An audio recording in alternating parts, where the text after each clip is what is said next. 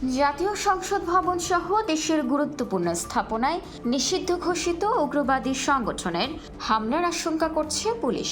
এই তথ্যের ভিত্তিতে দেশজুড়ে উচ্চ সতর্কবার্তা বা রেড অ্যালার্ট জারি করেছে পুলিশ সদর দপ্তর। রাজধানী সহ সারা দেশের বিমানবন্দরগুলোতে বাড়ানো হয়েছে নিরাপত্তা। দীর্ঘদিন নীরব থাকার পর উগ্রবাদীরা কি আবারও মাথাচাড়া দিচ্ছে? বিস্তারিত প্রতিবেদনে। দেশের রাষ্ট্রীয় নিরাপত্তা কি নতুন কোনো ঝুঁকির মুখে?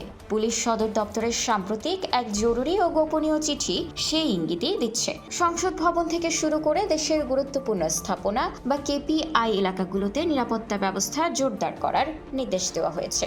জঙ্গি হামলার আশঙ্কায় হযরত শাহজালাল আন্তর্জাতিক বিমানবন্দর সহ দেশের 8টি বিমানবন্দরে জারি করা হয়েছে বাড়তি সতর্কতা। যাত্রীদের তল্লাশি এবং নজরদারি বাড়ানো হয়েছে কয়েক গুণ। হঠাৎ করে জঙ্গিবাদের এই হুমকির খবরে জনমনে দেখা দিয়েছে উদ্বেগ।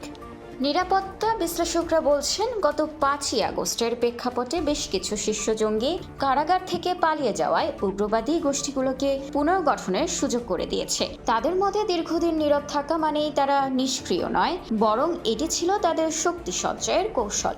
আমরা সদর দপ্তরের নির্দেশনা পেয়েছি, যদিও সরাসরি কোনো বড় হুমকি এই মুহূর্তে দেখছি না। তবুও সতর্কতামূলক ব্যবস্থা হিসেবে কেপিআই এলাকাগুলোতে বাড়তি পুলিশ মোতায়েন করা হয়েছে।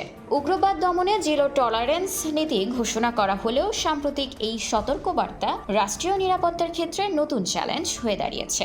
এখন দেখার বিষয়, আইন শৃঙ্খলা রক্ষাকারী বাহিনী এই ঝুঁকি মোকাবেলায় কতটা কার্যকর ভূমিকা রাখতে পারে।